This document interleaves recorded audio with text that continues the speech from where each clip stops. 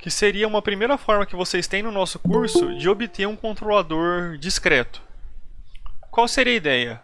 A ideia é obter um compensador analógico de acordo com seus requisitos de desempenho lado para resposta em malha fechada de tempo contínuo. Com base nesse controlador e na função discreta da planta, nós podemos escolher um período de amostragem adequado para a implementação de um controlador por meio de emulação. E então, usar essas duas informações para obter um compensador discreto equivalente. O que seria um compensador discreto equivalente? Seria um compensador que impõe à planta um comportamento similar àquele que seria obtido com o compensador analógico original. Nós vimos 3 métodos para fazer a emulação, isto é, para sair do C de S e obter o C de Z. Esses métodos foram mapeamento de polos e zeros, no qual cada polo e cada zero do C de S é mapeado no plano discreto usando a definição da variável Z. E posteriormente é feito um ajuste de ganho DC. Então é forçado que o C de S para S igual a zero ou para alguma frequência de interesse seja igual a C de Z. Para Z igual a 1 no caso de S igual a zero, né? Nós vimos também como obter um controlador discreto ou como fazer a emulação por meio do método de Tusting ou por integração numérica. A ideia fundamental é aproximar a solução da equação diferencial entre erro de rastreamento e ação de controle, que é proveniente da função de transferência do compensador, por meio de um método numérico de integração. No caso particular do nosso curso, nós vimos como fazer essa integração numérica usando o método de Tusting, o método bilinear ou o método trapezoidal. A ideia é muito simples, é aproximar a integral utilizando uma soma cumulativa de áreas de trapézio embaixo da curva do sinal que está se integrando. E finalmente nós vimos como fazer, ou conversamos que nós podemos fazer a emulação por meio do método da equivalência por resposta ao degrau, ou pelo método também conhecido como método do segurador de ordem zero, Zero Order Hold. E vimos que o compensador de tempo discreto pode ser obtido por aquela mesma expressão que nós vimos para discretizar a planta. C de Z é igual a Z menos 1 sobre Z, deixa eu escrever, né, por consistência com o restante do resumo. C de Z igual a Z menos 1 sobre Z vezes a transformada Z da transformada inversa de Laplace de C de S sobre S para tempo igual a kt. Bom, isso foi feito, foi testado, fizemos uma atividade aqui no Aeropêndulo, verificamos que funcionava, né? No nosso caso do EAD usando simulações. Esperançosamente, quando o ensino voltar a ser presencial, aquela atividade vai ser feita no equipamento real. Só que nós temos um problema no método da emulação. Qual que é esse problema?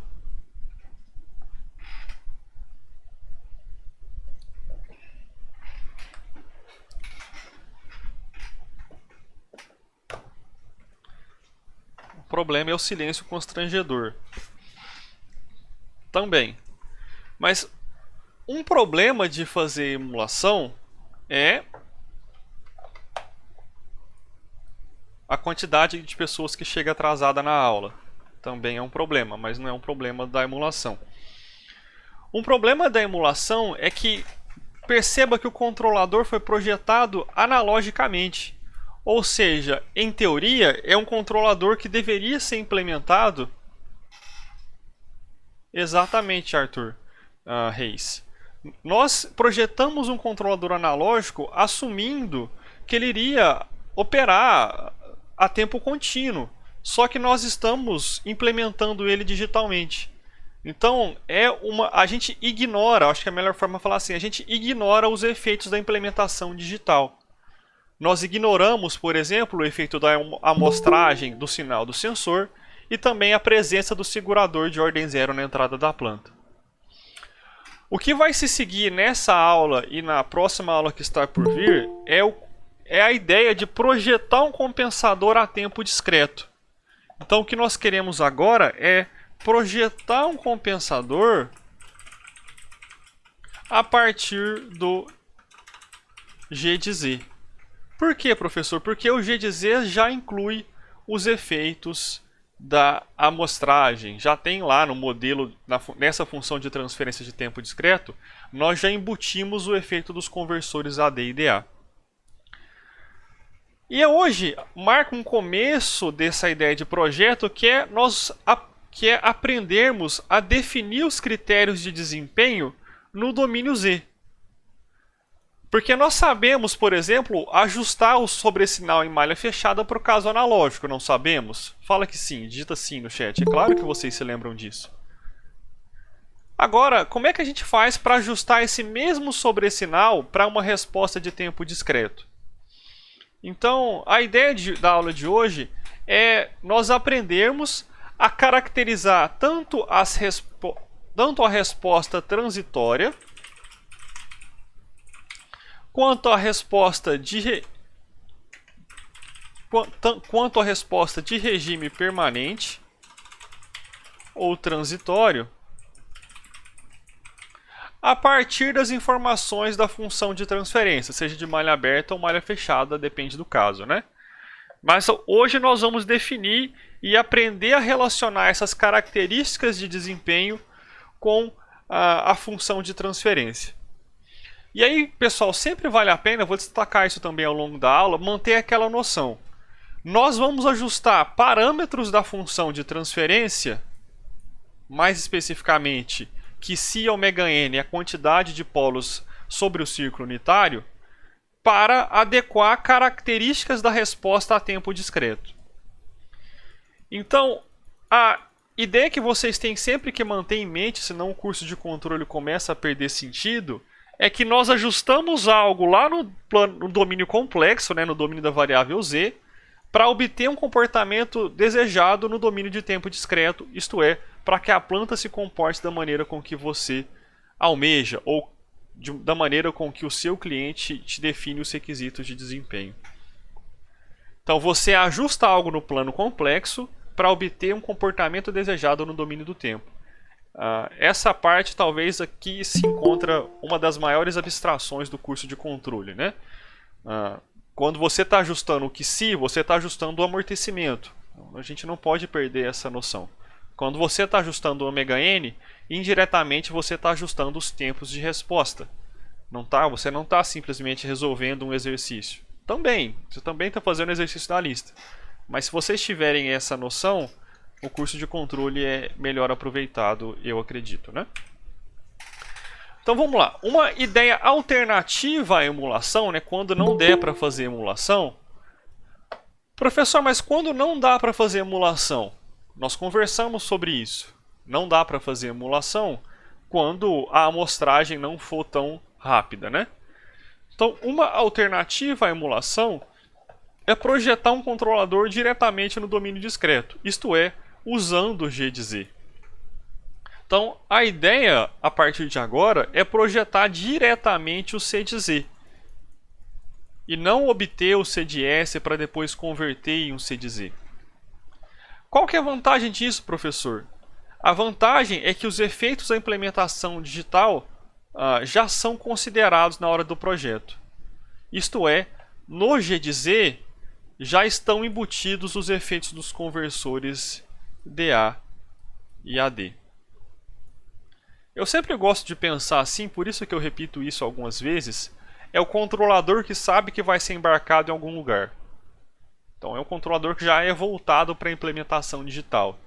E não o controlador CDS que jurava que ia ser implementado analogicamente e você enganou ele e projetou ele a tempo discreto. Então é o controlador que sabe que vai ser embarcado. Pode falar, Rafael.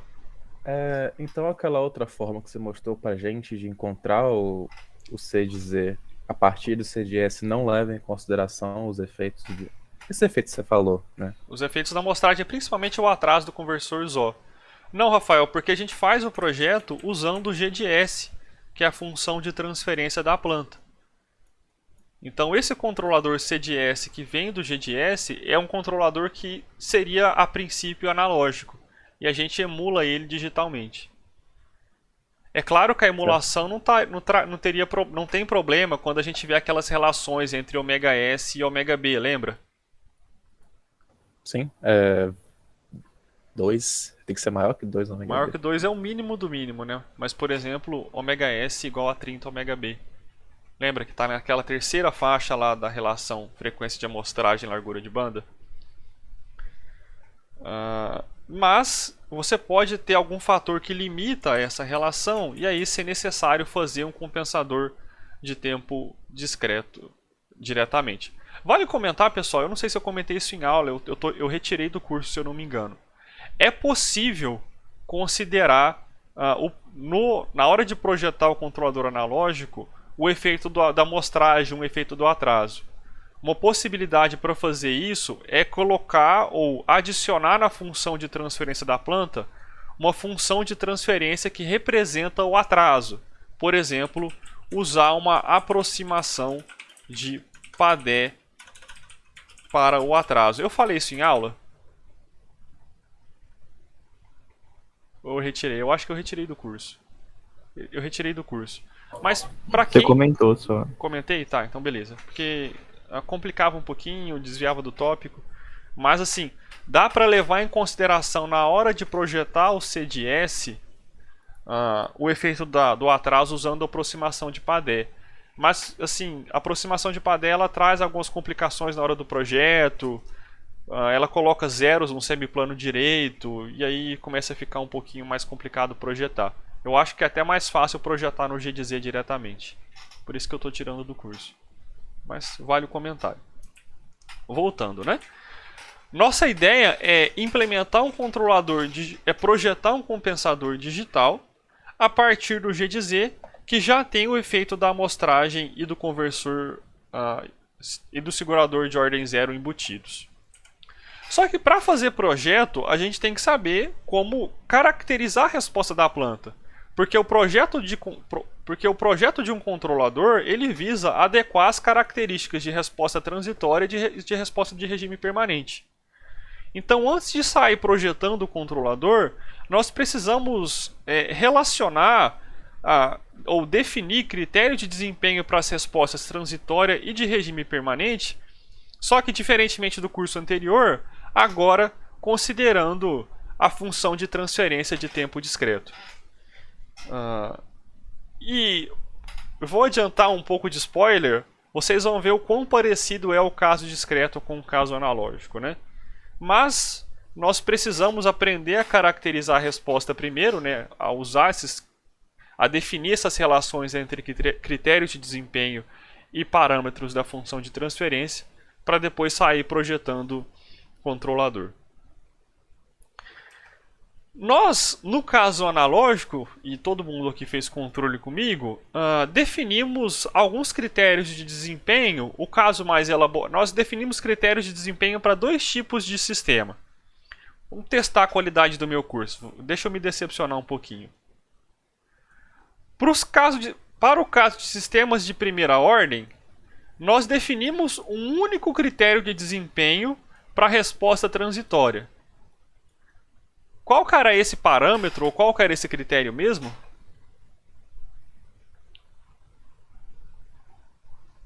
Tempo de estabelecimento?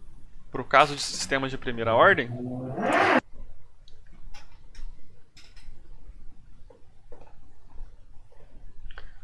Quase, era o tempo para atingir 63%. Como é que nós chamamos aquele tempo? É constante tempo, eu acho. Constante tempo tal. Então, no caso de sistemas de primeira ordem, o único parâmetro para a resposta transitória que nós definimos foi a constante de tempo. E aí nós tínhamos lá uma resposta de primeira ordem e essa constante de tempo era o tempo para atingir 63%, como o Arthur falou. Então esse é o caso mais simples, mais chato, né? E nós depois trabalhamos com o caso mais complicado, e assim, caso que mais comumente aparece na prática, né, dependendo da classe de sistemas, que é o caso de sistemas de segunda ordem na forma subamortecida. Então vamos lá, só para lembrar um pouquinho. Um sistema de segunda ordem é um sistema que tem dois polos, olha lá. Então tem um s ao quadrado no denominador.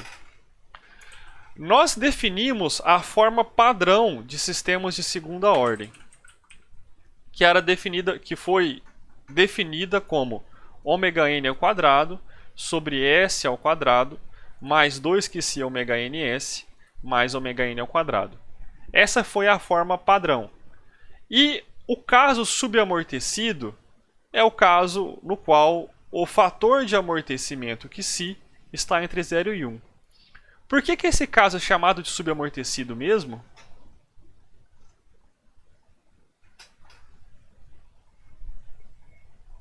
Porque a gente vai ter um amortecimento que não que vai ser menor, né? E consequentemente a gente vai ter overshoot na resposta do sistema. Exatamente.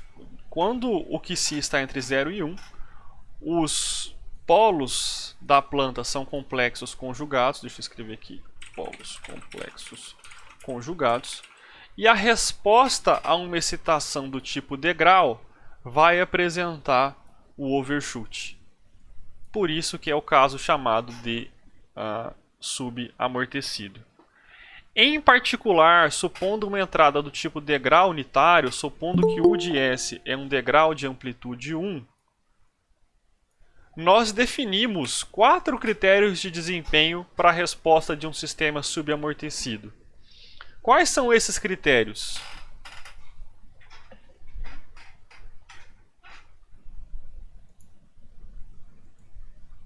Tempo de subida, tempo de estabelecimento, tempo de pico, não é? Tempo de pico.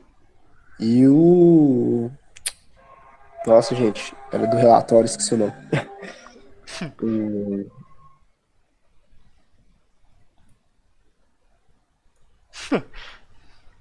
Tô rindo da mensagem do Arthur.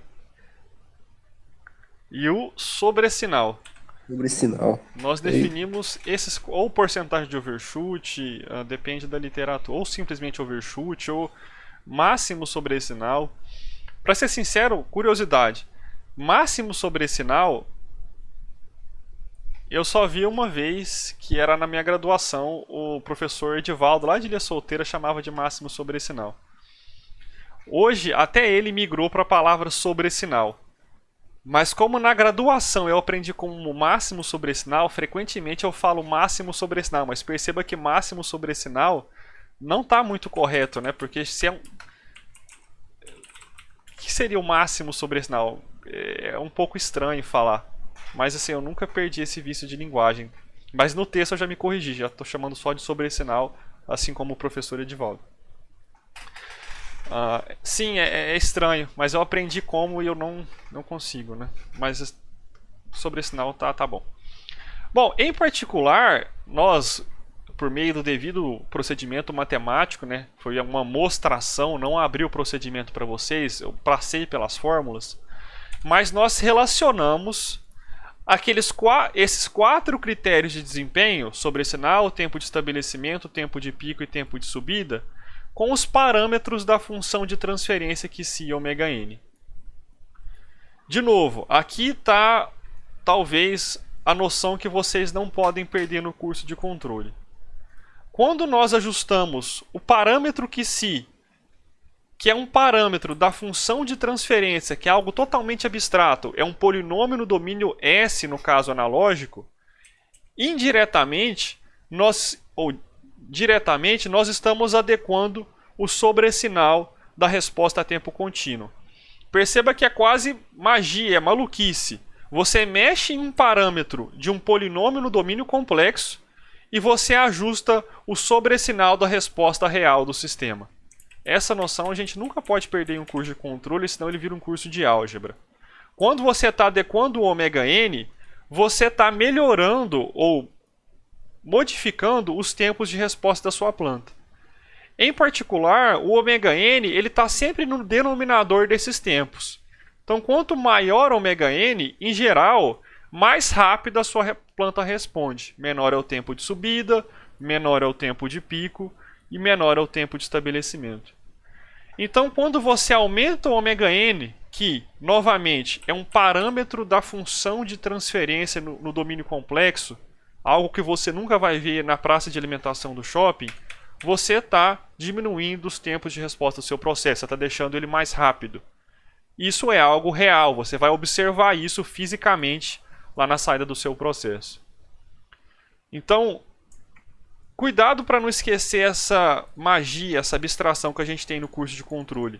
A gente ajusta coisas no domínio complexo para obter comportamentos no domínio real, né? Acho que eu misturei aqui, mas a gente mexe em coisas que não fazem sentido fisicamente, mas para obter um comportamento desejado da resposta do processo.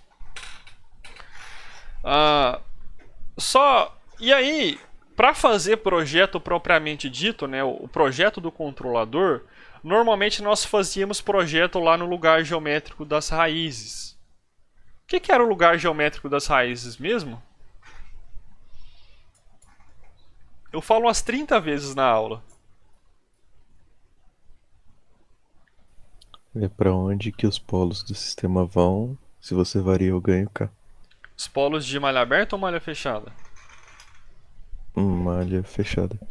Caminho que os polos de malha fechada fazem no plano complexo quando o ganho do controlador varia. Nós fizemos alguns projetos usando essa ferramenta, e para fazer esses projetos nós precisávamos saber a localização dos polos no caso subamortecido. Isto é, a raiz do denominador dessa forma padrão aqui. No curso anterior a gente obteve essas raízes usando Bhaskara, fizemos isso no papel, né? Mais precisamente, as raízes do caso subamortecido são menos que si ômega n, mais ou menos j vezes ômega n vezes raiz de 1 menos que si ao quadrado. Essas são as raízes de um sistema subamortecido na forma padrão. Para que a gente usava isso? A gente usava isso para definir localizações dos polos complexos desejados a partir de requisitos para a resposta transitória. Então, a parte real dos polos é menos que si ômega n, e a parte imaginária é ômega n vezes raiz de 1 menos que si ao quadrado, mais e menos, né? Valores positivos e negativos. Fazendo o devido procedimento matemático, nós vimos que a distância desses polos subamortecidos até a origem é dada por ômega n, e que o ângulo que esses polos fazem com o eixo real negativo é chamado de θ, que é o arco cosseno de Xi. Então nós podemos usar as informações desejadas para a resposta transitória, transformar elas em valores desejados de Xi e ômega n, que por sua vez viram localizações desejadas no plano complexo por enquanto S, né? Por exemplo, mais clássico. Se nós queremos um sobressinal de 16,3%, nós podemos obter, fizemos isso algumas vezes, que o Xi é igual a 0,5. Vocês se lembram como passar do sobressinal para o fator de amortecimento? Uma cançãozinha meio chatinha. É aquela que tem LN, uma gigantesca, né? Isso aí. Depois vou escrever aqui, né? Por desencargo, é raiz quadrada de ln ao quadrado de máximo sobressinal sobre π ao quadrado mais o mesmo termo lá de cima, ln ao quadrado de máximo sobressinal. Então, se o máximo sobressinal é de 16,3%, o Xi associado vai ser de 0,5 e o arco cujo cosseno e o cosseno de Xi é 60 graus. Isso quer dizer que, para o sistema apresentar um máximo sobressinal de 16,3%, os polos da planta têm que estar sobre devem estar em algum ponto dessas retas em verde que estão associados a um QC de 0,5. Então, se esses polos subamortecidos estiverem em qualquer lugar dessa reta, o QC vai ser de 0,5. Isso quer dizer que lá na resposta ao degrau do tempo contínuo, o máximo sobressinal vai ser de 16,3%. Da mesma forma, se nós quisermos que o 4 sobre QC ômega... Desculpa, se nós quisermos que o tempo de estabelecimento seja de 2 segundos, usando a formulazinha do tempo de estabelecimento, nós podemos verificar que o QC ômega n tem que ser igual a 2.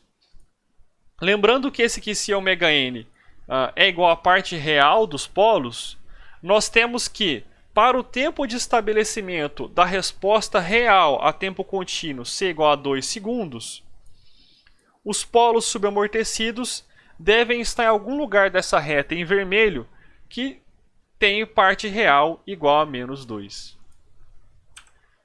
E, por exemplo, se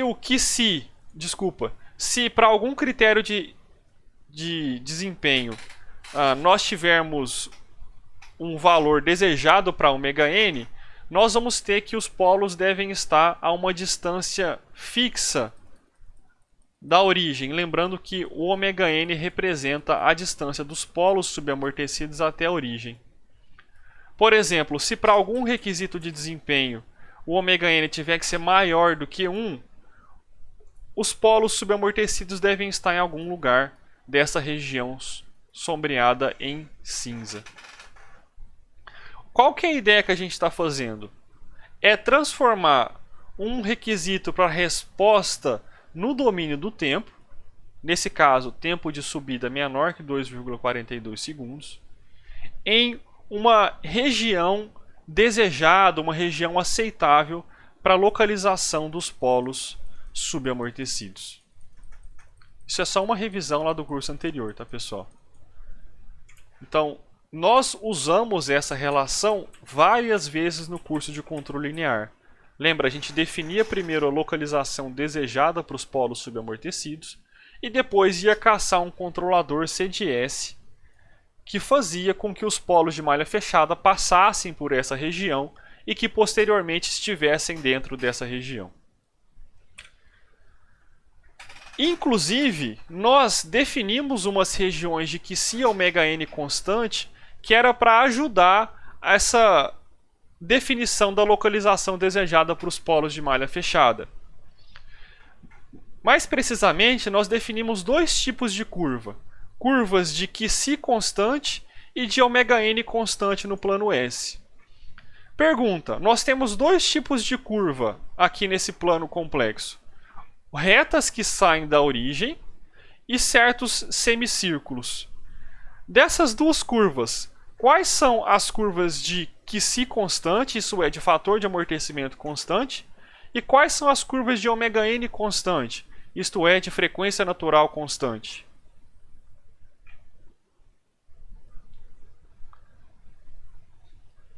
Os semicírculos aqui são retas de ômega n ou QC constante? 50% de chance.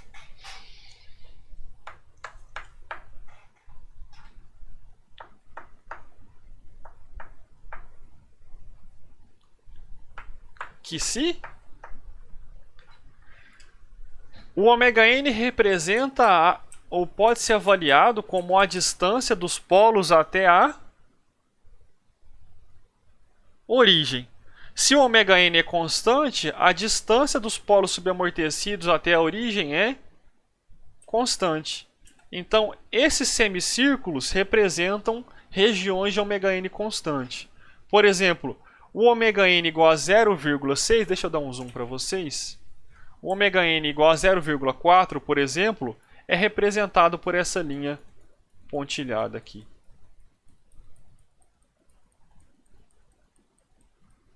Aqui nós temos, por exemplo, a região de 0,2 constante. Já as semirretas partindo da origem são regiões que têm um ângulo fixo em relação ao eixo real positivo. Então são regiões de Qi constante. Por exemplo, a região de Qi igual a 0,5 está representada aqui por essa linha destacada em vermelho. E o valor está representado aqui em cima.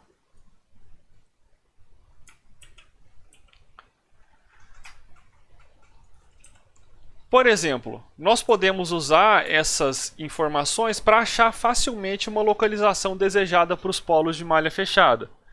Se o Qi igual a 0,5 e se você deseja que o ωn igual a 0,8, basta vir aqui no plano complexo S, verificar a reta de Qi constante, que é essa reta aqui, e identificar o encontro dela com a reta de ωn constante. Nesse ponto de encontro, ou esses pontos de encontro representam as localizações desejadas para os polos de malha fechada do sistema. Então deixa eu só identificar isso, localização desejada para os polos de malha fechada do sistema. Só para comentar, esses polos de malha fechada estão associados com uma resposta real que tem um máximo sobre esse sinal de 16,3% e um tempo de estabelecimento de 10 segundos. Beleza, professor. Deu uma relembrada aqui no plano S. No plano S eu relembrei aqui como identificar o Qi, como identificar o ωn e o que ele representa para mim. Só que isso não me ajuda em nada no caso discreto. Como é que eu vou fazer para achar a localização desejada para os polos de malha fechada para o sistema discreto? Isso é, para a função de transferência de malha fechada no domínio Z. Bom, assim como nós fizemos algumas vezes no nosso curso, o que nós devemos fazer é mapear os polos desejados do plano S para o plano Z. E sempre que eu falar mapear do plano S para o plano Z, nós vamos usar a definição exata, isto é, a definição da variável Z, que é igual a exponencial de S vezes T. Então o que nós vamos fazer é mapear os polos do caso subamortecido do plano S para o plano Z. Ou seja, nós vamos pegar esses valores dos polos e verificar onde eles são mapeados usando a definição da variável Z. Então Z igual a exponencial de S vezes T. Então, se nós espetarmos aqui na definição da variável Z o valor de menos que si ωn mais ou menos j vezes raiz de 1 menos que si ao quadrado, nós vamos obter que Z, que já representa as localizações dos polos no plano Z, é igual a exponencial de menos que si ωn mais ou menos j vezes ωn vezes raiz de 1 menos que si ao quadrado, que são os polos do caso subamortecido, vezes o período de amostragem t. Nós podemos separar essa somatória de exponenciais na multiplicação de duas exponenciais. E, finalmente, nós podemos escrever esse número complexo como valores de módulo e fase, né? Isso é na forma polar. Essa passagem da representação da forma complexa para a forma polar pode ser feita de duas formas. Você pode representar esse exponencial complexo usando a expansão de Euler e depois calcular o módulo e a fase usando definição de número complexo. Ou você pode simplesmente notar que a parte real do polo é exponencial de menos que si vezes ωn vezes t. Se eu calcular o módulo, essa parte vai ser o valor do módulo. Ou seja, o módulo de z... Vamos fazer isso no papel, que fica mais fácil. Vou fazer isso no papel para eu ficar de consciência tranquila, né? Vai dar um trabalhinho. Pensando se vale a pena fazer isso no papel. Agora eu já comecei, né? Tentar fazer um pouco rápido, tá, pessoal? Mas é só trocar vai ficar exponencial de menos que si ômega nt vezes a exponencial do número complexo, né? Vou pegar, por exemplo, o valor positivo, né? Então vai ficar, era exponencial de j vezes ômega nt vezes raiz de 1 menos que si ao quadrado. Então vai ficar cosseno de ômega nt vezes raiz de 1 menos que si ao quadrado mais j vezes o seno desse mesmo argumento. Como não vai caber no papel, eu vou chamar ele de beta, tá? Tudo bem? Só porque ia ficar apertado ali. Então, professor, eu não entendi o que você fez. Eu peguei essa parte complexa do polo e troquei a exponencial de um número complexo por uma somatória de arcos trigonométricos utilizando aquela identidade de Euler. Bom, então nós temos exponencial de menos que si ômega n vezes t, que multiplica cosseno de beta mais j seno de beta. Se eu calcular o módulo desse número complexo, se eu calcular o módulo de z, vai ficar raiz quadrada de exponencial de menos que si ômega n t ao quadrado, que está fora, que multiplica a parte imaginária ao quadrado, que multiplica a parte real ao quadrado, cosseno ao quadrado de beta, mais seno ao quadrado de beta. Essa parte sai da raiz, fica módulo de z igual a exponencial de menos que si ômega nt, e dentro da raiz fica cosseno ao quadrado de beta mais j seno, desculpa, já estou escrevendo em módulo, não tem seno aqui, mais seno ao quadrado de beta. Cosseno ao quadrado de beta mais j seno ao quadrado de beta vai dar 1. Raiz quadrada de 1 é 1, o módulo de z vai ser igual a exponencial de menos que si vezes ômega n vezes t. A fase do número complexo, ou seja, a fase de t... Deixa eu só aceitar algo com a pessoa que chegou agora. A fase de t vai ser a fase do número complexo, né? Porque a exponencial de menos que si ômega nt não tem fase. Então a fase de z vai ser o arco tangente da parte imaginária, que é seno de beta, sobre a parte real, que é cosseno de beta. O arco tangente de seno dividido por cosseno é o arco tangente da tangente de beta, ou seja, a fase é o próprio número beta, a fase é igual a mais ou menos ômega n t vezes raiz de 1 menos que si ao quadrado. Professor, o que você fez questão de fazer no papel? Eu me perdi um pouquinho.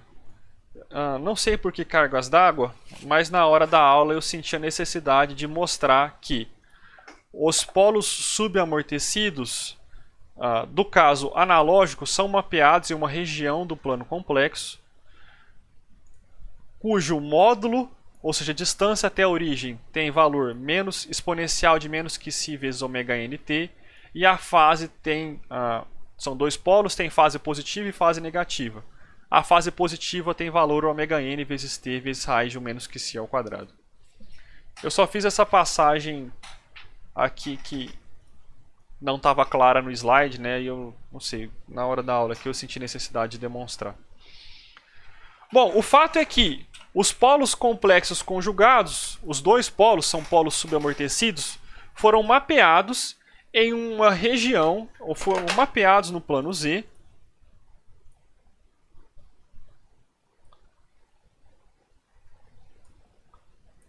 então nós temos valores imaginários de Z e valores reais de Z, e eles foram mapeados em uma região cuja distância até a origem tem módulo Z tem módulo de z, né? E o módulo é exponencial de menos que si vezes ômega n vezes t. E a fase tem a fase ômega n vezes t vezes raiz de 1 menos que si ao quadrado. Então é uma fase positiva, porque nós temos um polo, e nós temos outra fase negativa, né? Mais e menos. Qual que é a ideia? O que eu estou querendo dizer? Que os polos de malha, os polos do caso subamortecido são mapeados no plano Z por meio dessas duas expressões. Percebam que essas expressões são são mais complicadas que no plano complexo. Né? No plano complexo, a distância até a origem era simplesmente ômega-n e a fase era simplesmente cosseno de Xi. Felizmente, nós podemos determinar regiões de Xi ômega-n constante de maneira mais simples do que ficar analisando essas expressões. Nós podemos, por exemplo, fixar o Xi nessa expressão. Então, nós fixamos o valor de Xi e variamos a relação ômega-nt. E nós vamos obter caminhos da forma mostrada nessa figurinha. Então, por exemplo, para Xi igual a zero, então se o Xi igual a zero, o módulo de z vai ser igual ao exponencial de zero, que vai ser igual a 1. E a fase vai ser igual a ômega-n vezes t. Ou seja, como ômega-n pode assumir qualquer valor real, a fase pode ser qualquer coisa, só que o módulo é constante. Então, se o Xi igual a zero, nós vamos ter um círculo unitário. Se o Xi igual a zero, os polos de malha fechada vão estar sobre o círculo unitário. Se Xi igual a 0,2, nós vamos ter uma região que está destacada por aqui. Perceba que ela não é exatamente um círculo, ela fecha um pouquinho na frente. Daqui a pouco eu mostro ela espelhada, eixo Z positivo e negativo. Se alguém quiser saber o nome que o pessoal dá para essas regiões de Xi constante, de ômega-n constante, de Xi constante, eles chamam de espirais logarítmicas. Então são espirais logarítmicas. Deixa eu pegar elas bonitinhas. Então tá vendo essas regiões, essas espirais aqui, ó? São regiões de Xi constante. Tudo bem? Por exemplo, essa que eu tentei destacar são regiões para Xi igual a 0,9. Tudo bem? Essa outra região que eu estou marcando aqui é a região para Xi constante igual a 0,5.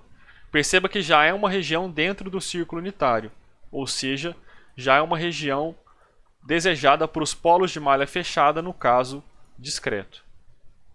Tudo bem, pessoal? Essas espirais aqui, partindo do 1, são as regiões de Xi constante. Conseguem enxergar elas? Consigo. Mas, professor, aquela outra espiral vindo da esquerda para a direita, de 0, o que ela é? Da onde? Essa, a de lá. A que vem do 0, de 1 sobre π, 1π sobre t. Ah, tá. São as regiões de ômega-n constante, já vou chegar nelas.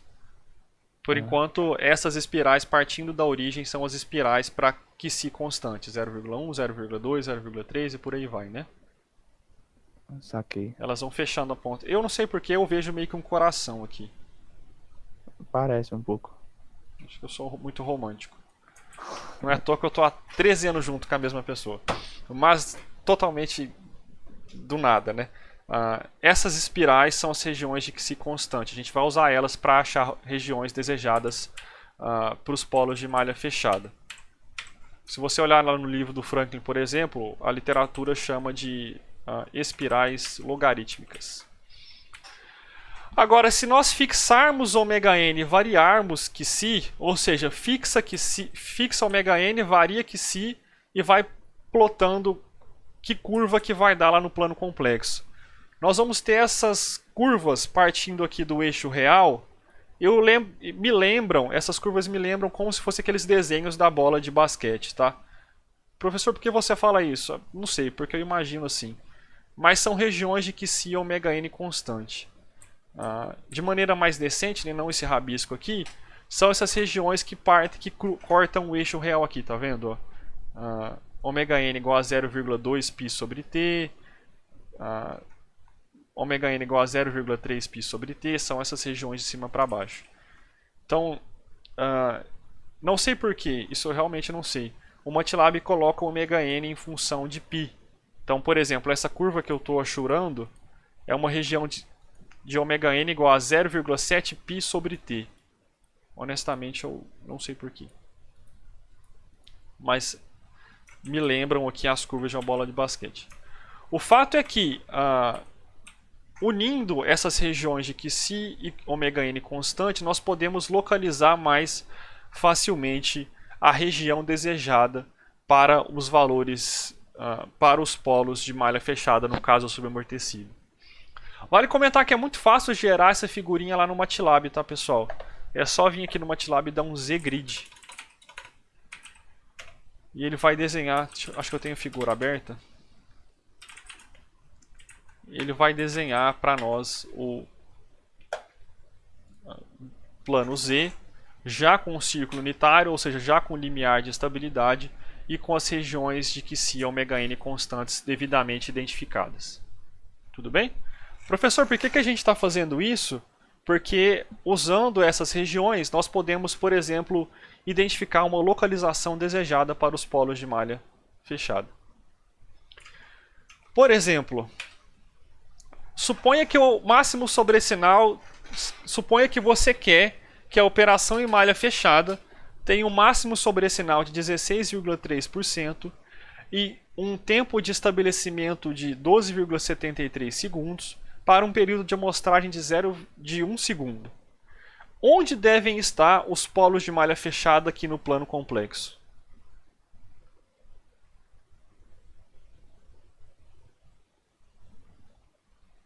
Como é que nós vamos fazer essa conversão? Bom, perceba que nós temos requisitos para resposta transitória, para máximo sobrecinal e tempo de estabelecimento. Nós vamos transformar esses requisitos em valores de Qi e ômega n e depois vir aqui no círculo unitário e identificar qual região isso vai dar. Então vamos fazer essa conversão no papel, depois nós voltamos no slide, né? Então, se o máximo sobrecinal tem que ser de 16,3%, nós podemos transformar esse requisito em um valor desejado para ômega n. Desculpa, para Qi. Qual que é o valor associado com o máximo sobrecinal de 16,3%? Meio. Meio, esse aqui não precisa nem fazer a conta, né? Agora, se o tempo de estabelecimento tem que ser igual a 12,73 segundos, professor, por que esse tempo? Vocês já vão identificar por quê. Nós temos que 4 sobre Qi ômega n tem que ser igual a 12,73 segundos. Já usando aquela equaçãozinha do tempo de estabelecimento igual a 4 sobre Qi ômega n. Como Qi é igual a meio, eu posso transformar essas três informações em ômega n igual... Basta substituir o Qi aqui e isolar o ômega n. Eu posso transformar essas três informações em ômega n igual a 0,6284 radianos por segundo. Só que se eu olhar lá no nosso Z-Grid, deixa eu voltar para o slide, nós vamos ver que o MATLAB representa ele em função de um número multiplicando π. Então, eu tenho que transformar esse 0,6284 em um valor multiplicando π. Então eu posso escrever x vezes π tem que ser igual a 0,6284. Portanto, só passo o π para o lado de lá. Vocês podem escrever que o ômega n tem que ser igual a 0,2 vezes π. Basta dividir 0,62 por 84 por π, você vai chegar em 0,2. Bom, então nós transformamos os requisitos para a resposta real do sistema em valores desejados de Qi e ômega n. E usando esses valores desejados de Qi e ômega n, nós podemos definir uma região desejada para os polos lá no plano Z. Identifiquem na casa de vocês qual que é a região desejada associada com ômega n igual a 0,2 π e com Qc igual a meio.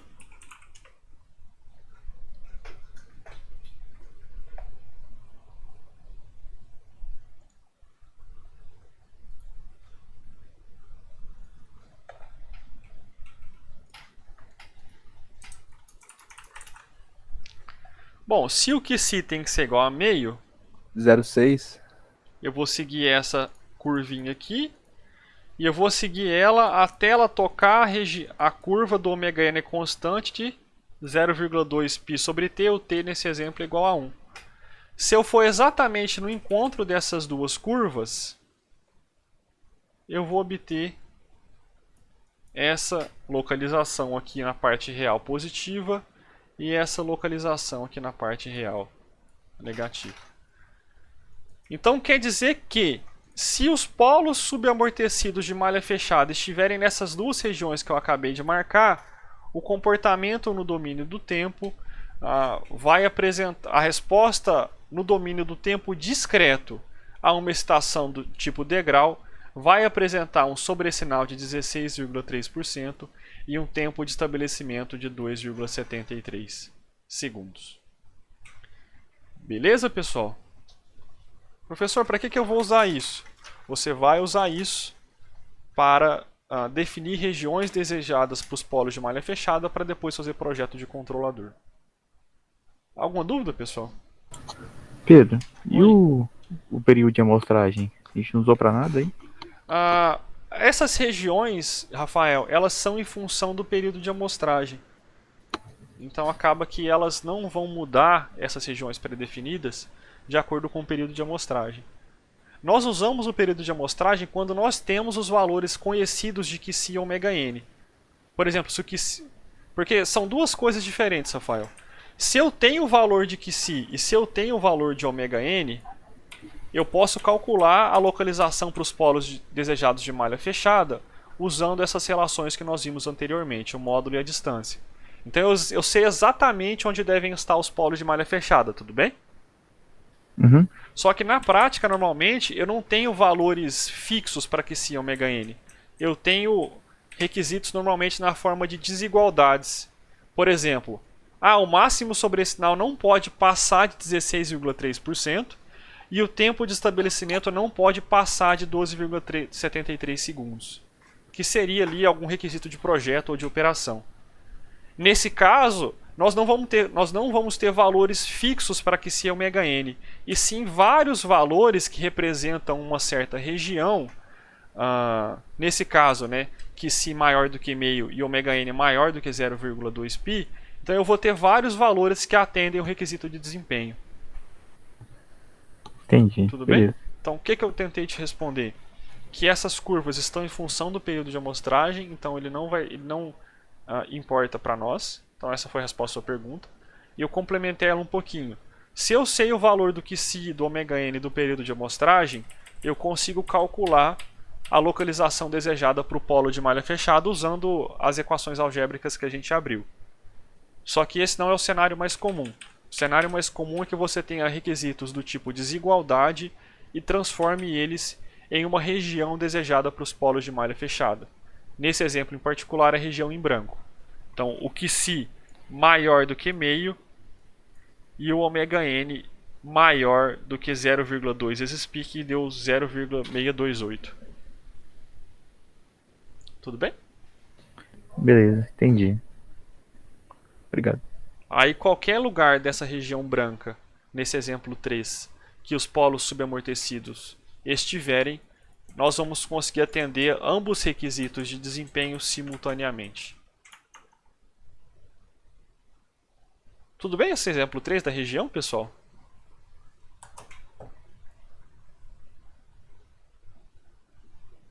Só para passar de novo, o exemplo 3 era o seguinte, era o mesmo exemplo anterior, só que agora eu não quero que o máximo sobressinal seja de 16,3%. Ele tem que ser menor do que aquele valor. E eu não quero que o tempo de estabelecimento seja igual a 12,73 segundos. Ele tem que ser menor do que aquele valor. Se o sobressinal tem que ser menor do que um valor, o fator de amortecimento tem que ser maior do que um valor. Nesse exemplo em particular, o fator de amortecimento tem que ser maior do que meio. Então os polos subamortecidos têm que estar mais próximos aqui do eixo real. Aqui, né? Se o tempo de estabelecimento tem que ser menor do que um valor, o ômega-n tem que ser maior do que um valor. Nesse caso em particular, maior do que 0,2 vezes π.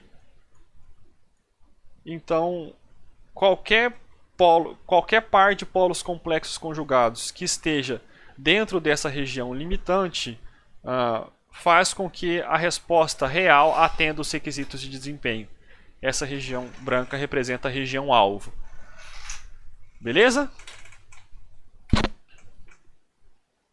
Tudo bem? Passados os requisitos de desempenho para uma região desejada?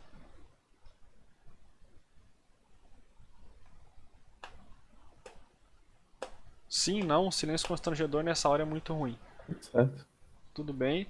Vamos para o próximo link, eu faço chamada e a gente já está partindo para a resposta de regime permanente, né? Então vamos para o próximo link.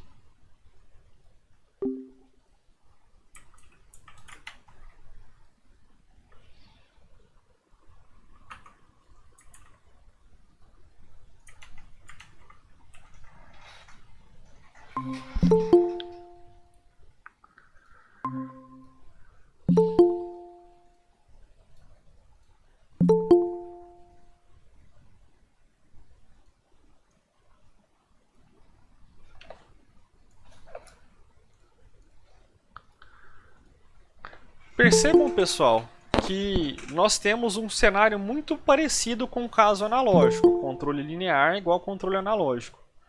Nós transformamos requisitos de desempenho em uma localização desejada para os polos de malha fechada. E depois nós vamos fazer um projeto de controle para que os polos de malha fechada de fato estejam dentro dessa região. Antes de seguir com essa ideia de velocidade e convergência, deixa eu fazer chamada.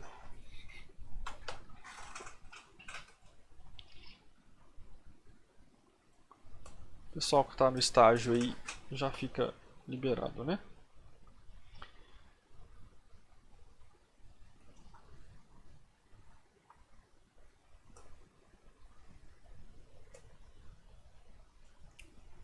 Aula 6, a metade do nosso curso. Hoje é dia 21? 20. Arthur Reis. Presente. Breno Batista. Presente. Caio Augusto. Presente. Clayton Kennedy. Presente, professor. Eduardo Apolinário. Presente. Felipe de Camargo. Professor, ele Presente. tá. Ah, entrou. Eu Beleza. tô vendo, ele tá entrando e saindo, tá com dificuldade na internet aí, né, Felipe? Guilherme Salomão. Ericles Felipe. Acabou de entrar. Presente. Sorte, hein? Izzy Germiniani. Sorte. Presente. Yuri Everton. Presente. Apareceu. Jadson Silva. Presente. José Divino. Presente. Leonardo Guerreiro. Presente. Lucas Eduardo. Opa. Murilo Antônio. Eu vi no chat Paulo Victor. Presente. Paulo Vitor. Não, eu você. sou o Vitor, não, Tá. não o O Victor. Victor não tá aí, tudo bem. Pedro Machado. Eu vi no chat Rafael Lins. Presente. Rafael Marques. Presente. Rodrigo Souto. Presente. Roger Henrique. Vinícius Marques. Eu vi no chat Vinícius Rocha. Presente. Certo? E o Lucas acabou de entrar. Lucas Marra. Beleza, presente, fez um.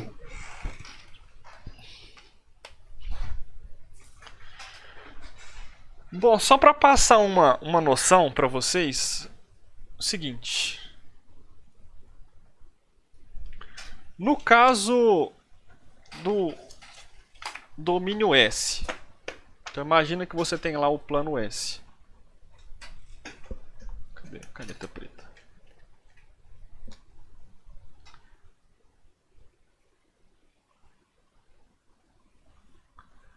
Real de S e imaginário de S.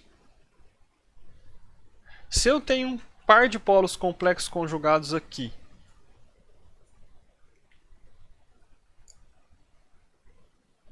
e outro aqui. Imagina que esse é o sistema 2 e esse é o sistema 1. Para uma entrada do tipo degrau, quem responde mais rápido? Nossa, Túlio, deixa eu ver, acho que eu esqueci mesmo. Eu pulei. Pulei literalmente, Túlio. Coloquei chamada. Quem responde... Coloquei presença. Quem responde mais rápido, o sistema 1 ou o sistema 2? Sistema 1. Sistema 1? O sistema 2, né? Quanto mais afastado do eixo dos imaginários, vai responder mais alto, mais rápido. Por quê?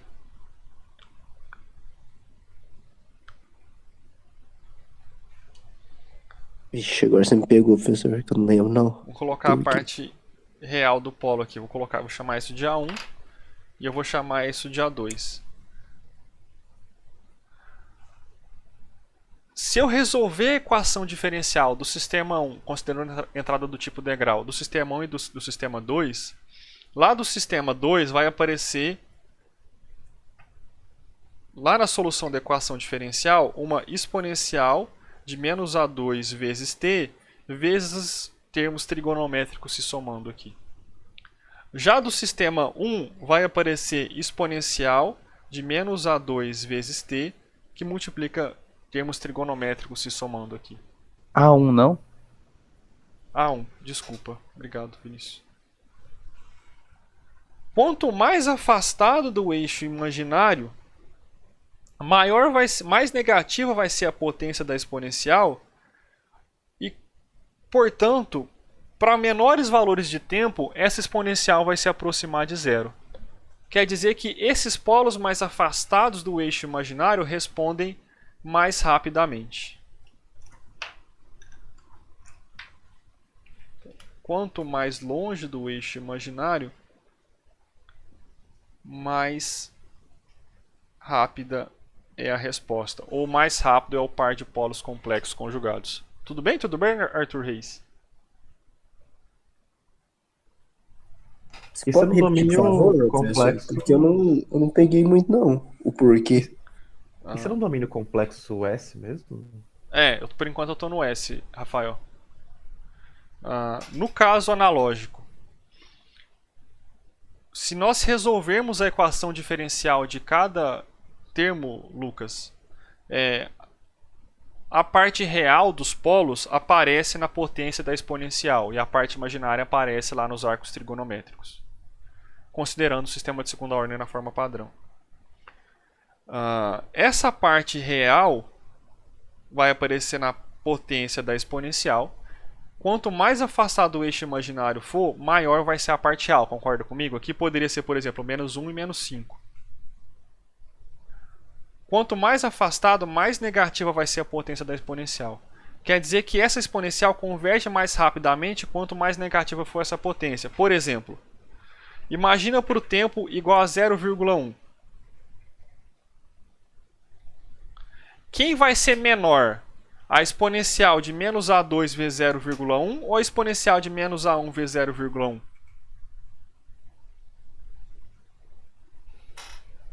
De A2 vai ser menor. Porque o valor de A2 é maior do que o valor de A1, é mais negativo, certo? Isso. Isso quer dizer que mais rapidamente isso converge para zero, né? Isso que eu falo, o termo de A2 aqui vai convergir para zero. Isso quer dizer que o sistema vai responder mais rapidamente porque essa exponencial converge para zero rapidamente e o sistema vai convergir para zero mais rapidamente. Tudo bem? Então, a exponencial converge para zero, o sistema converge mais rápido. Então, quanto mais afastado do eixo imaginário, mais rápido é o par de polos complexos conjugados. Beleza? Potência da exponencial, responder mais rápido.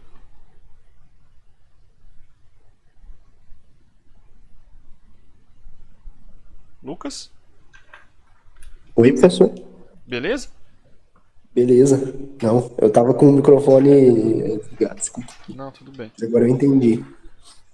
E se eu levar essa ideia para o plano Z?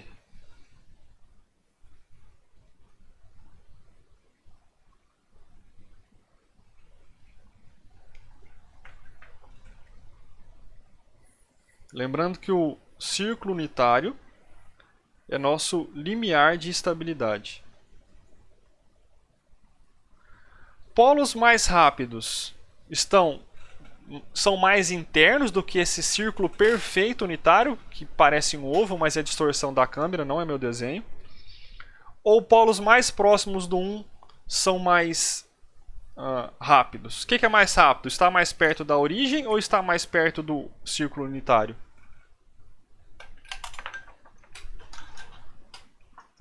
Tá mais Eu perto acho que é da do origem. Para isso, responder essa pergunta mais uma vez, a gente tem que lembrar da definição da variável z, exponencial de s vezes t.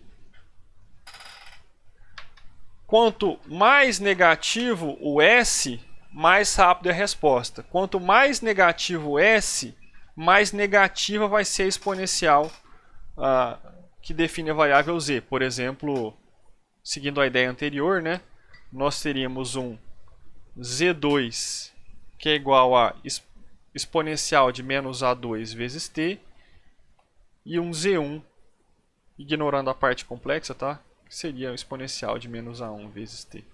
Como o a2 é maior do que o a1, seguindo a ideia anterior, o a2 vai ser mapeado mais, o par complexo a2 vai ser mapeado mais próximo da origem. Opa, fiz de cor errada, perdão. O par associado a A2 vai ser mapeado mais próximo da origem do que o par associado a A1. Ou seja, polos mais rápidos encontram-se mais perto da origem no caso de tempo discreto. Então, quanto mais perto da origem, mais rápida é a resposta da planta. Tudo bem? Quer dizer que um sistema com par de polos em 0,7 responde mais rápido do que um par de polos de um sistema responde mais rápido que um sistema com par de polos em 0,9. Uma outra forma de se enxergar isso é lembrar que quando nós resolvíamos equação diferencial, equações de diferenças, lá no começo do curso de controle digital, as soluções eram da forma polo elevado a k. Vocês se lembram disso? Lá do comecinho do nosso curso de controle digital, quando a gente resolvia a equação de diferenças, aparecia lá na solução tipo assim, y de k é igual a 1 elevado a k, ou y2 de k é igual a 2 elevado a k.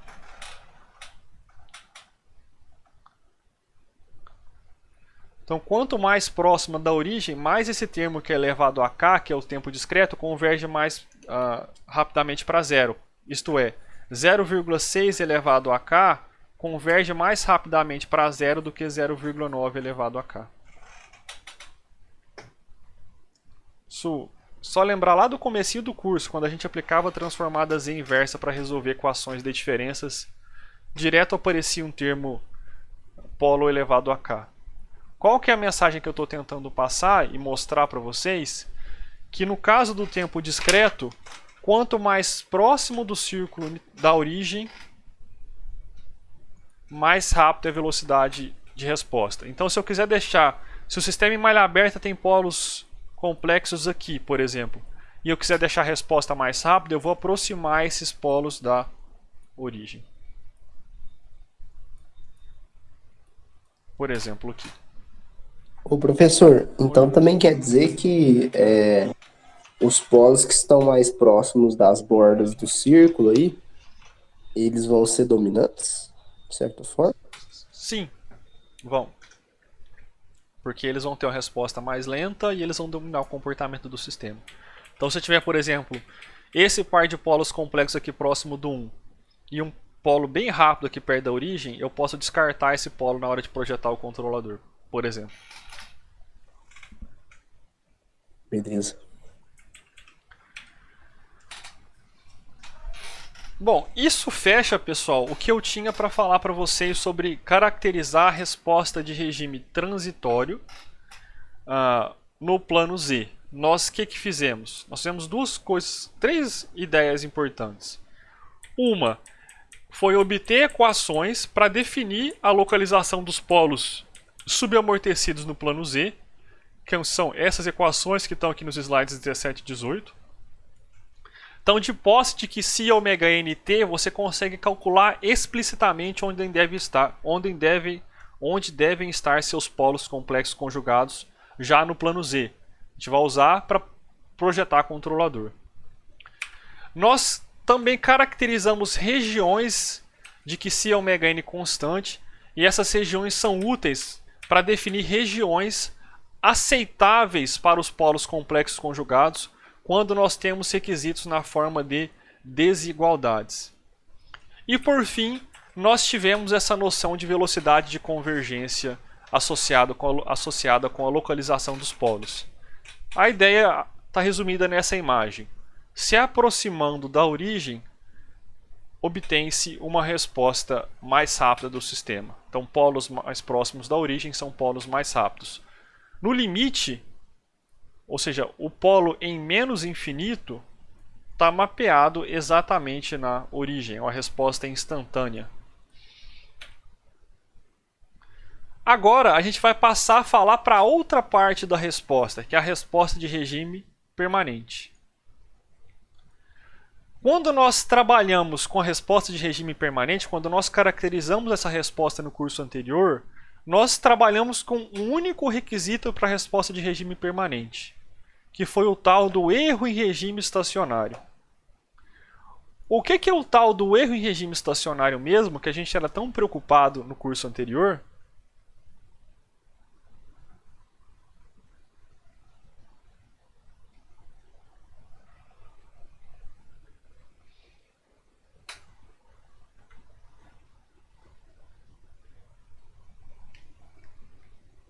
Alguém se lembra o que era o erro de regime permanente ou erro em regime estacionário?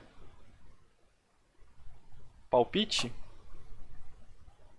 O erro de regime estacionário é a diferença do valor, no caso vai ser da entrada, com o valor que convergiu a resposta do nosso sistema, né? Exatamente, obrigado, Lucas. Estava ficando triste. O erro em regime estacionário é a diferença entre o valor de referência, R, comandado, por exemplo, pelo piloto do avião, e o valor de saída da planta,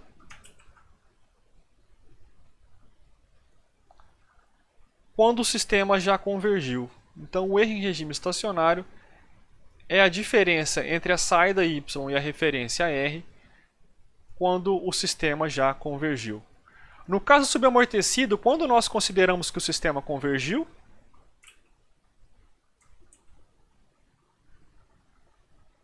após o tempo de estabelecimento. Muito bem. Então, nós aprendemos uma forma no curso anterior de caracterizar o erro em regime estacionário. Alguém se lembra como é que a gente caracterizava esse erro em regime estacionário? Acho que eu sou masoquista, eu não canso de ficar triste, de apanhar. Como assim caracterizava? Como é que a gente estimava qual que era o erro em regime estacionário do sistema? No curso de 0,60.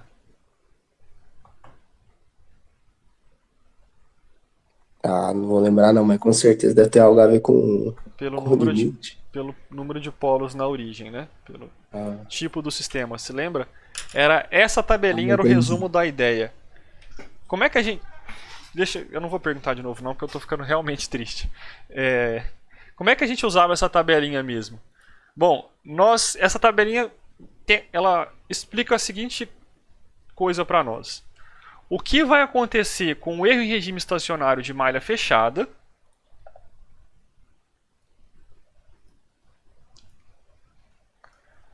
considerando diferentes tipos de referência e o tipo de sistema, ou o número de polos na origem, ou o número de integradores em malha aberta. Ou seja, usando essa tabelinha, usando essas equações, nós conseguimos saber o que vai acontecer com a resposta de malha fechada, mais precisamente com o erro em regime estacionário de malha fechada, a partir das informações de malha aberta, mais precisamente com o número de polos de malha aberta.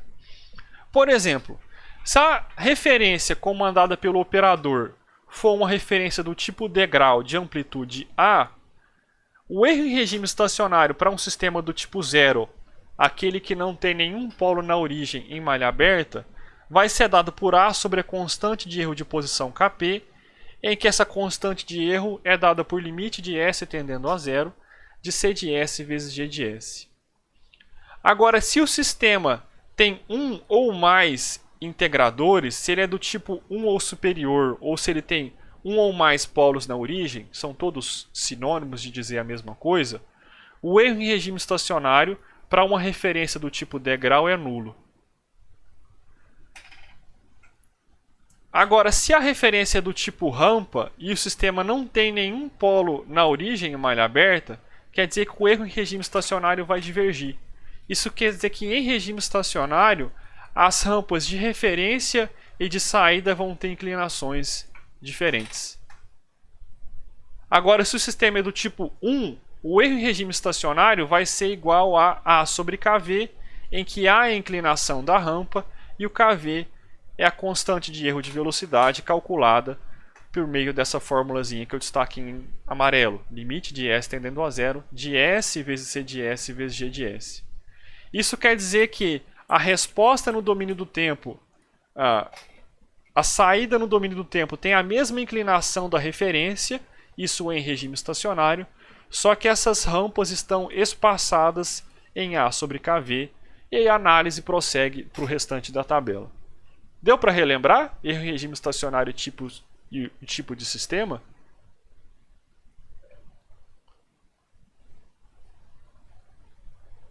Deu para lembrar como a gente usava essa tabelinha no nosso curso? Então, para que a gente usava muito isso? Se você quer erro em regime estacionário zero para referências do tipo degrau, seu sistema tem que ser de pelo menos tipo 1. Se você quer erro de regime igual a 0,1 para uma referência do tipo rampa, o seu kV tem que ser tanto, e para atender esse kV, eu vou projetar um compensador do tipo lag. Lembra do compensador do tipo lag?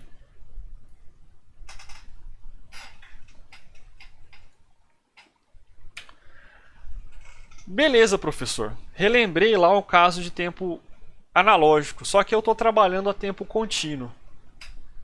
Como é que vai ficar essa questão do erro em regime estacionário no tempo contínuo?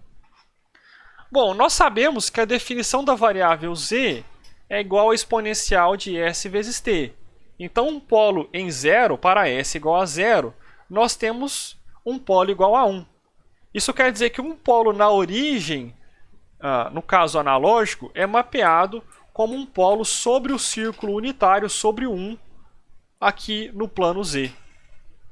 Será que isso tem alguma relação com o erro em regime estacionário? Será que o erro em regime estacionário vai ter a ver com o número de polos sobre o círculo unitário em z igual a 1?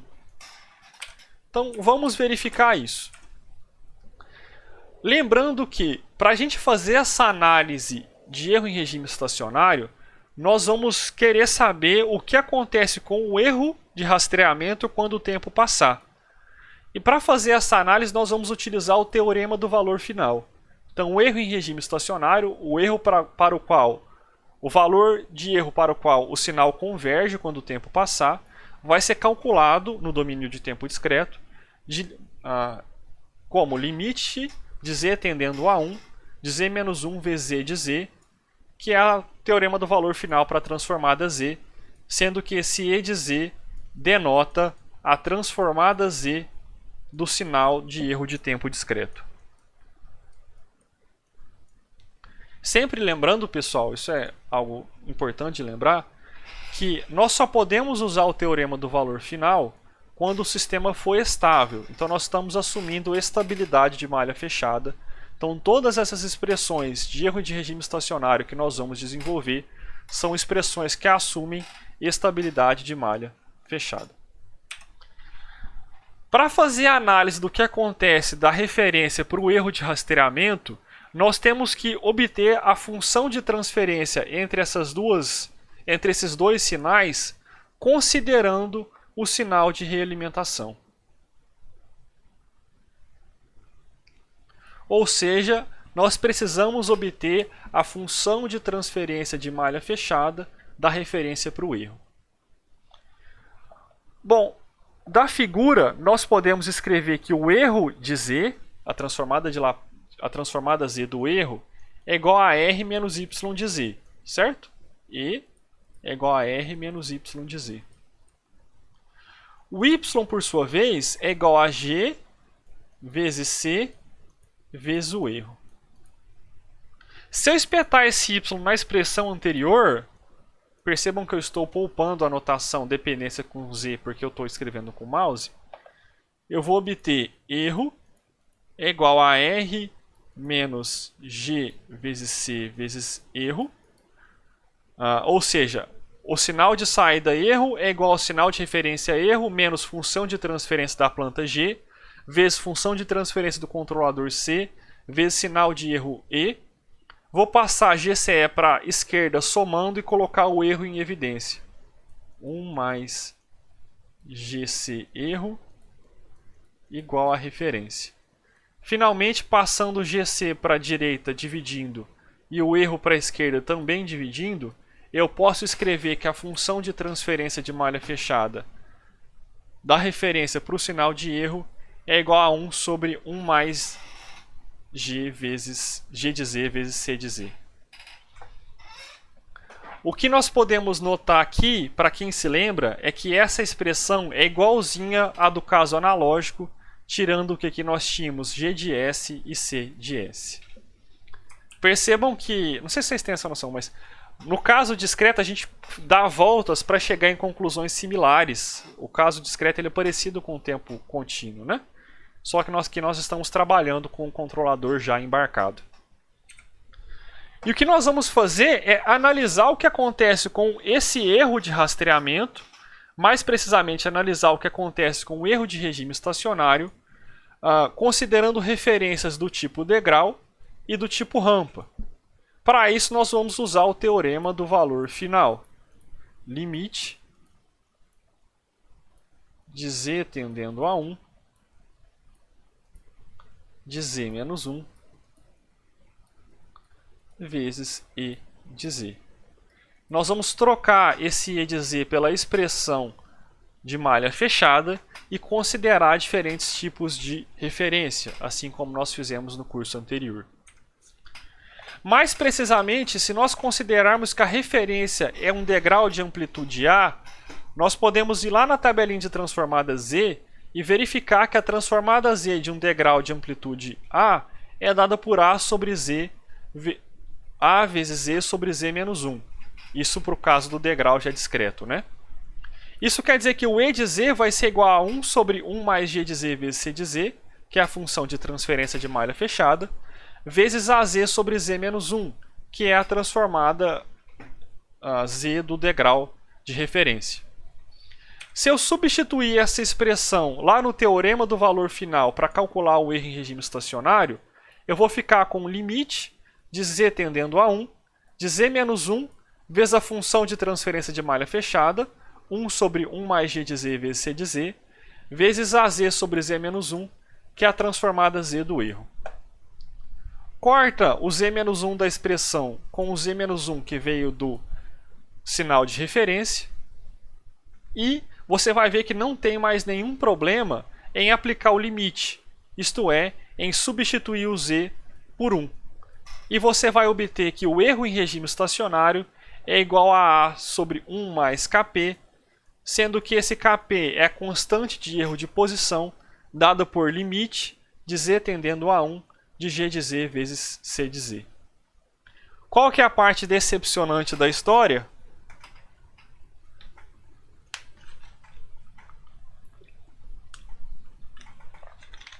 É que a expressão é igual a parte analógica, tirando que a constante de erro de posição agora é calculada como um limite de z tendendo a 1 de g de z vezes c de z, ao passo que no caso analógico é de s tendendo a 0, né? Mas é um pouco frustrante que nós demos uma volta e caímos numa expressão igualzinha. Se tivesse um 2 aqui, ficaria mais legal. Nossa, no caso discreto é um pouquinho diferente. Mas não, é uma expressão similar à do caso anterior. Então, nós podemos usar esse conhecimento para calcular o erro em regime estacionário para uma operação em malha fechada.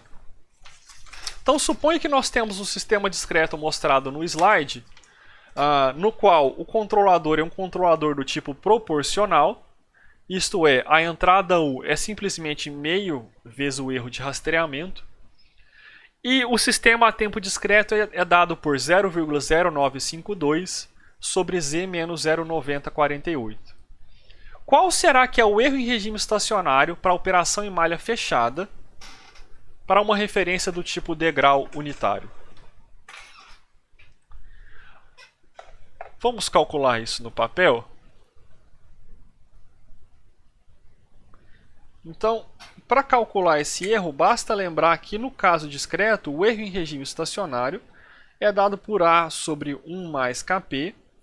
Nesse exemplo em particular, a referência é um degrau unitário, então é 1 sobre 1 mais Kp, em que Kp, deixa eu escrever em verde a formulazinha, é dado por limite de z tendendo a 1 de g de z vezes c de z. Nesse exemplo em particular, o g de z é dado por 0,9952 sobre z menos 0,9048. 90. E o c de z é um controlador proporcional igual a meio. Não tem nenhum problema se eu trocar o z por 1, porque não aparece nenhuma singularidade. Eu posso escrever que o Kp é igual a 0. Aqui faltou um 0, tá, pessoal? Minha caneta preta sumiu. Vou escrever em marrom. Então aqui é 0,0952. 0,0952. O Kp vai ser igual a 0,0952, sai do WhatsApp, 1 menos 0,9048 vezes 0,5. Fazendo as devidas continhas, você vai verificar que o Kp é igual a meio. Portanto, o erro em regime estacionário vai ser igual a 1 sobre 1 mais meio, que dá 1 sobre 1,5. Vai ficar 1 sobre 3 sobre 2, que é igual a 2 terços. Então quer dizer que nesse sistema, se eu aplicar um degrau de referência, eu vou ter um erro igual a 2 terços ou 0,66666. Alguma dúvida sobre aplicar essa equaçãozinha? Percebam que nós usamos as informações do sistema em malha aberta, isto é, desconsiderando a realimentação, para estimar o que vai acontecer com o erro em regime em malha fechada.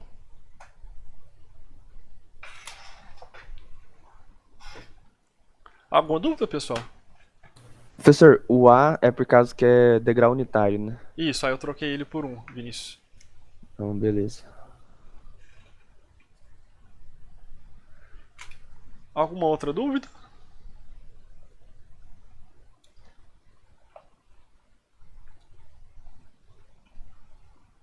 Certo. Vamos ver essa simulação em malha fechada lá no MATLAB. Então, só para eu ver o quanto que está adiantando as simulações que eu faço com vocês. Como é que eu faço para simular esse sistema em malha fechada? Usando só linha de código, sem Simulink. O que eu tenho que fazer? Fazer aquele S igual a TF lá. Mas a gente já está a tempo discreto, Vinícius. Então vou ter que definir a função diretamente a tempo discreto. Então eu posso definir diretamente a variável z. Deixa eu te ajudar. Ah, saquei. Vou definir a variável z. E agora? Escrever o C de S e o G de Z. Ok, concordo. C é igual a isso, G é igual a...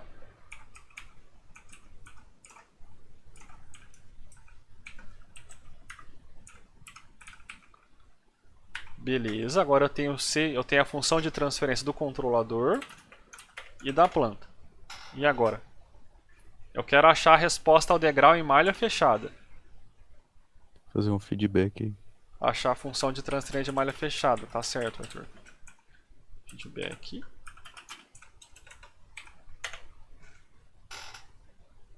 E agora? Ô professor, o que é esse 1 aí mesmo, do feedback? Eu esqueci. Tá. A função feedback, Lucas, ela assume no ramo direto funções M1. Por isso que eu passei aqui antes da vírgula, eu passo C vezes G, que estão no ramo direto. E no ramo de realimentação, ela assume a função M2. Como a gente não tem nada no ramo de realimentação, eu passo o valor unitário. Entendi. Obrigado, viu? Achei a função de transferência de malha fechada, e agora? Como é que eu acho a resposta à referência do tipo degrau unitário?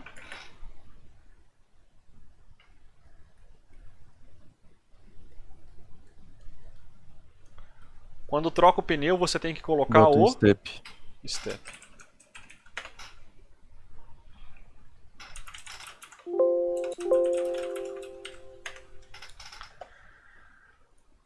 Então, a resposta a um degrau de referência unitário convergiu para 0, deixa eu tirar minha pequena cabeça da frente.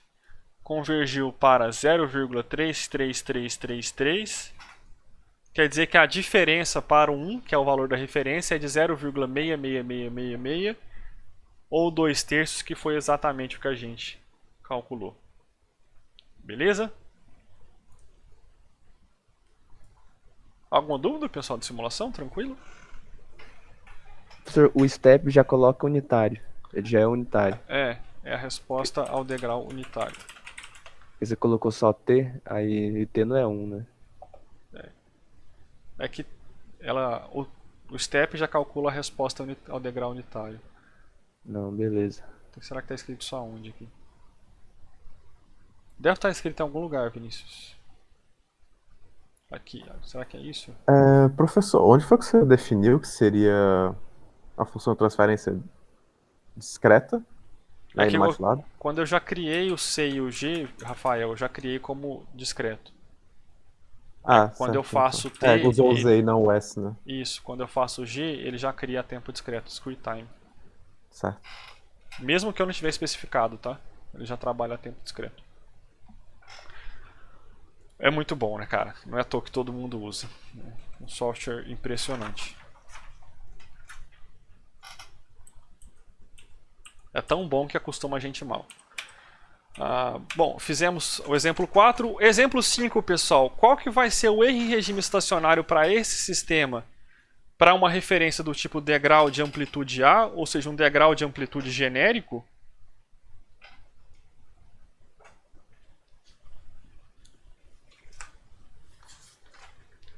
Quanto que vai dar o KP nesse sistema, se eu calcular?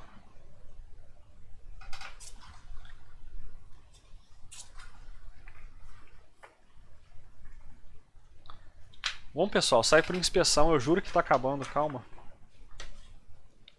Tem que fazer os G de Z vezes C de Z e jogar o limite, né? Pra achar o KP. Mas olha para as funções de transferência do controlador e da planta. São grandes. Vai dar 0, né? Porque ele tem um Z menos 1 ali. Mas dá 0? O erro em regimes dá 0, né? Quando eu for calcular KP, que é igual a limite de Z Nossa, tendendo a perguntou 1. Capê, né, professor? Oi? Você tinha perguntado Capê, né? Não, mas tá correto, você já falou a resposta final. Eu tô dando risada do Vinícius, elas são grandes. Quando eu for calcular o KP nesse exemplo, Vinícius, se eu fizer o Z igual a 1, o que vai acontecer com o KP? Zerar ali o denominador. Vai dar- zerar ou vai tender ao infinito? Tende ao infinito, porque zero o denominador, né? Exatamente, se o KP tende ao infinito, o que implica que o erro em regime estacionário, que é igual a A sobre 1 mais KP, vai tender a zero. Saquei. Não precisa nem ir pro papel, né, pessoal? Bom, isso encerra o que nós teríamos para falar de referências do tipo degrau. E agora nós passamos para a referência do tipo rampa, né? Para fazer análise para referências do tipo rampa, basicamente é a mesma coisa, o que muda é a transformada Z do sinal. Enquanto que a transformada Z lá do degrau unitário era AZ sobre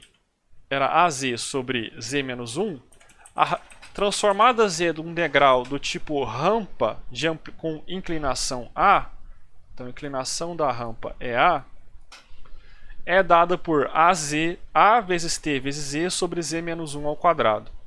Então quando eu for aplicar lá o teorema do valor final, eu vou manter, né, erro de regime estacionário igual a limite de Z tendendo a 1 de Z menos 1 vezes 1 mais G de Z vezes C de Z, que é a função de transferência de malha fechada da referência para a saída, vezes o sinal de referência, que é dado por A vezes T vezes Z, sobre Z menos 1 ao quadrado. Nesse caso, o Z menos 1 vai cortar com o quadrado, certo? E o erro em regime estacionário, então, vai ficar limite de Z tendendo a 1 de A vezes T sobre Z menos 1 vezes G de Z vezes C de Z. Esse Z que sobra aqui distribui no denominador. Como ele distribui no denominador, eu posso trocar esse termo por zero, porque se eu fizer Z tendendo a 1, vai ficar 0 vezes 1, o que não muda nada. Então eu posso simplesmente esquecer esse termo. Por isso que eu caio nessa expressão, limite de Z tendendo a 1, de A vezes T sobre Z menos 1 vezes G de Z vezes C de Z. Eu vou chamar tudo isso que está aqui à direita de KV, e eu vou escrever o erro em regime estacionário para uma referência do tipo rampa com inclinação A, como sendo A sobre KV, em que KV é dado por limite de Z tendendo a 1 de G de Z vezes C de Z sobre o período de amostragem T. Finalmente, nós temos uma diferença do caso discreto com o caso analógico, que é o aparecimento do período de amostragem na divisão da constante de erro de velocidade. Nós podemos usar essa expressão, portanto, para calcular o erro em regime estacionário para uma referência do tipo rampa unitária. Então, por exemplo, se nós tivermos um sistema que foi obtido com um período de amostragem de 0,5 segundos, e a referência que vai ser passada por um operador é uma rampa do tipo unitário. Quer dizer que a inclinação dessa rampa é 1. Então é uma rampa do tipo y igual a x, né? É uma rampa com inclinação unitária. Qual vai ser o erro em regime estacionário entre a saída e a referência, considerando esse cenário, né? Bom, para determinar esse erro, nós vamos mais uma vez utilizar a expressãozinha que acabou de ser vista.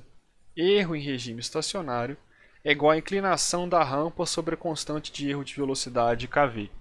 Isto é, 1 sobre kV, em que kV é igual a limite para z tendendo a 1 de z menos 1 sobre g de z vezes c de z sobre o período de amostragem T. Espera aí, tá, travou tudo, voltou. Se eu substituir aqui as expressões de G de Z e C de Z, eu vou escrever KV é igual a limite de Z tendendo a 1, de Z menos 1 sobre o período de amostragem, que no exemplo é de meio, vezes G de Z, que é 1,75 vezes Z mais 0,1424 sobre Z menos 1 vezes Z menos 0,00034 vezes o C de Z, vou escrever aqui embaixo, tá, pessoal? Que é 1,078 aproximadamente, Z menos 0,6703 sobre Z menos 0,8187. Então, aqui nós temos a função de transferência da planta, aqui nós temos a função de transferência do controlador.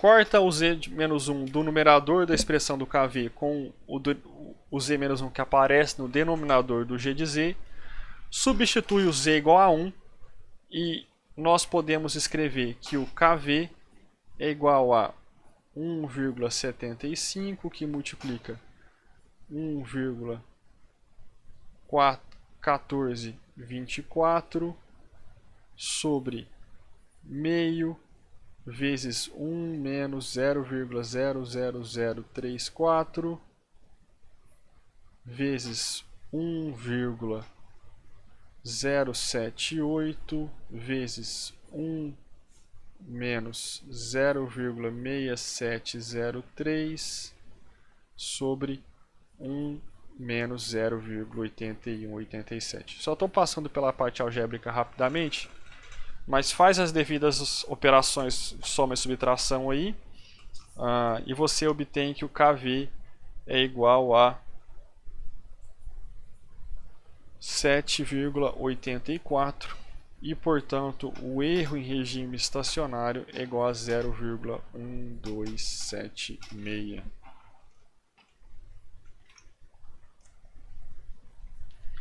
O que isso quer dizer, professor? Na prática, eu não entendi o que isso quer dizer na prática. Isso quer dizer que na prática,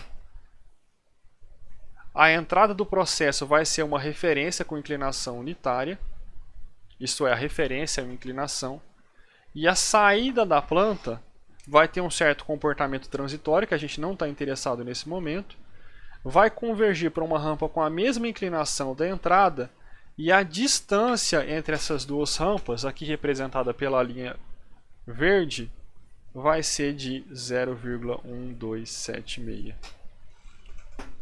E aqui vai um desafio para casa para vocês. Se conseguir, depois me procura. Que é bom que eu deixar algumas coisas para cá. Bom, nós vimos lá no MATLAB como simular a resposta ao degrau unitário. Basta dar o comando STEP, que ele computa a resposta ao degrau. Se eu quisesse uma resposta ao impulso, eu poderia usar o comando impulse. E ele vai calcular a resposta ao impulso. Como é que eu faço para calcular a resposta à rampa? Não tem uma função rampa. Se eu dou um help ramp, ele me responde o que é o help damp. Se eu der um ramp, ele fala que não existe. Como é que eu faço para, em linhas de código, calcular a resposta à rampa? Não usando o Simulink. O Simulink é só jogar o bloquinho, né? Então fica o desafio para casa aí. Tentem validar esse exemplo por meio de simulação. Dá para fazer de duas formas, usando o conhecimento de transformada Z e usando uma função específica do MATLAB que computa a resposta para entradas do tipo arbitrárias. Tudo bem? Quem for um pouquinho mais interessado na literatura de controle, dá uma olhadinha aí e vê se consegue resolver o problema. Então, a ideia é como é que eu posso validar isso por meio de simulação, usando linha de código, tá, pessoal? Tudo bem? Entenderam o problema? Sim, eu acho que você fez isso em controle linear. Tá. Não tô lembrado. Eu faço, de fato eu faço. O começo do procedimento é igualzinho. Definir as funções do controlador e da planta e achar a função de transferência de malha fechada. Isso não vai mudar. A questão é que nós não temos o comando ramp aqui. Então como é que nós fazemos para achar a resposta à entrada do tipo entradas arbitrais? 2 minutos no Google você acha a resposta. Bom, pessoal, e para resumir, eu coloquei aqui só para referências do tipo degrau e rampa, porque são as mais comuns. Mas se você olhar em qualquer livro, no Franklin, no Ogata, não sei como você está acompanhando o curso, você vai achar a tabelinha completa com referências do tipo parábola também. Mas nós temos, ou é possível construir uma tabelinha para o caso discreto similar àquela do caso analógico. Então, o que nós temos nessa tabelinha? Nós temos determinado como vai ser o erro em regime estacionário de malha fechada para determinados tipos de referência, nesse caso degrau e rampa, considerando o número de integradores, o número de ou o tipo do sistema em malha aberta. Detalhe: como é que eu avalio o tipo do sistema no caso discreto? É o número de polos em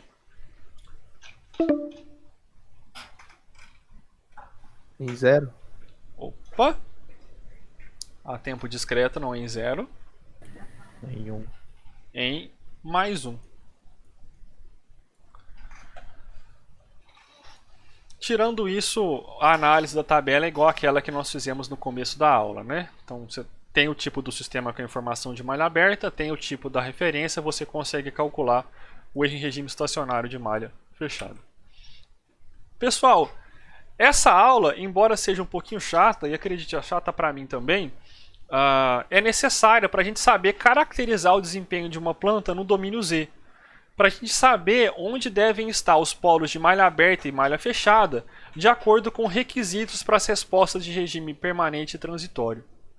Em particular, nós vimos como os polos subamortecidos são mapeados no plano Z, e vamos utilizar isso para definir localizações desejadas para os polos de malha fechada, e também como o erro em regime estacionário se relaciona com polos sobre o círculo unitário.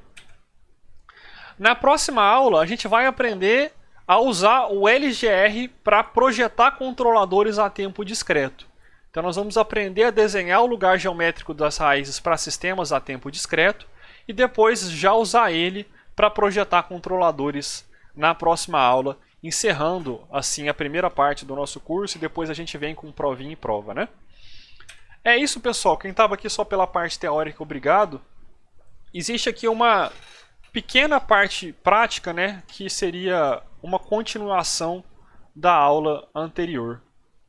Então, na aula anterior eu tinha pulado um pouquinho do exercício, né, da atividade. Então, a ideia seria tentar completar aquele item na aula de hoje, tentando mostrar para vocês um passo que não está aqui na aula teórica, né? Então, para eu não ficar pressionado com o link aqui, mas nós não vamos demorar, vamos todo mundo para o próximo link, quem tiver afim, né? Quem estava aqui pela parte teórica, obrigado. E aí a gente faz a atividade juntos e termina a aula. Beleza? Até mais.